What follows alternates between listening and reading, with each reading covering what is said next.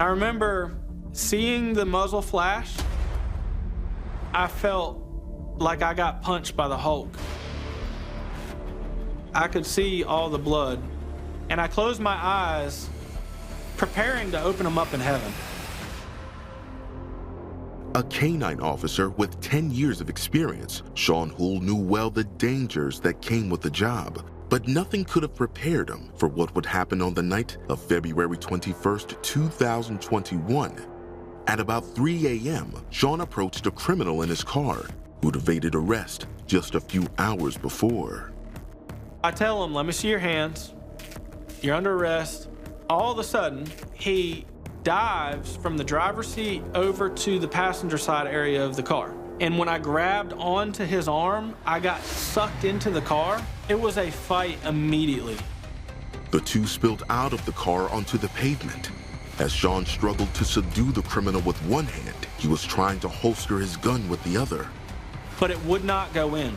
I didn't feel like at that time that I was at the level of deadly force yet. I didn't feel like I had risen to the level yet of being able to take his life.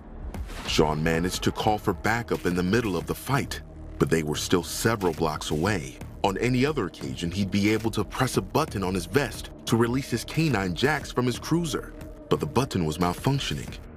Then he lost his gun. The gun pops out of my hand. We make eye contact, and he dives, and I see his hand hit the gun. It lines up perfect with my face. I knew that I'd been hit in the face, and I knew that it was bad enough that I had bone and blood coming out. Now, I was a saved Christian. I was mentally preparing myself to leave this side of life and be at heaven's gates. But something happened, though. When I closed my eyes, I saw my wife and my 2 kids. And I saw them as real as anything I'm looking at right now in front of me. I literally felt like I could reach out and I could touch them. It was like when I saw that this desire to fight, this thing just came over me. The only way I know how to describe it is it was supernatural. Sean opened his eyes to see the man with his gun aimed at his head. He jumped up, swinging out his arm at the moment it fired, shooting his hand. I had just fallen back to the ground, and I get on the radio for the final time. And that's when I say, help, I'm dying. And I remember I could see on the street flashing blue and red lights coming down the road. So I knew they were showing up. I knew my help was finally there. With his jaw shattered and the carotid artery on his right side severed, Sean was bleeding to death.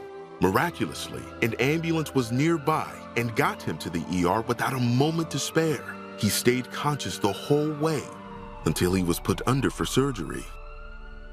The Lord put each and every piece of this puzzle together. He put every person, every piece of equipment, everything exactly where it needed to be to allow me to live that night.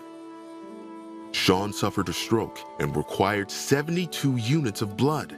After hours in surgery, while his loved ones prayed, he finally stabilized.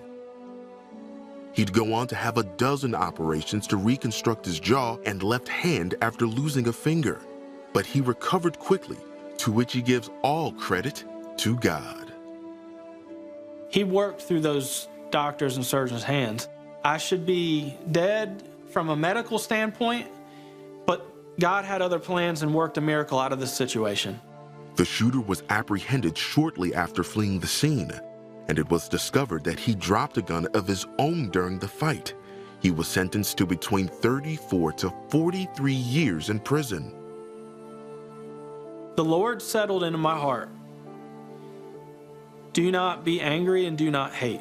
I've forgiven him for what he did to me, and that's my hope and prayer for him, is that he will come to know Christ at some point in his life before it's too late, before he passes on and that chance is gone. Sean is back to enjoying life with his family. Both he and his canine Jax retired from the force, and he's gone on to work with the Billy Graham Rapid Response Team as a chaplain coordinator. He now shares his story of survival at public speaking events, looking to inspire others and encourage them to put their faith in Jesus Christ.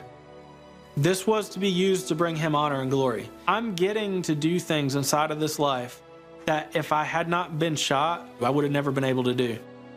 Speak about God and speak about faith and speak about what he did for me and what he can do for them. It feels incredible to be able to wake up every day and take a breath, to be able to continue to make memories with my kids, with my wife, and worship God and thank him for what he did for me.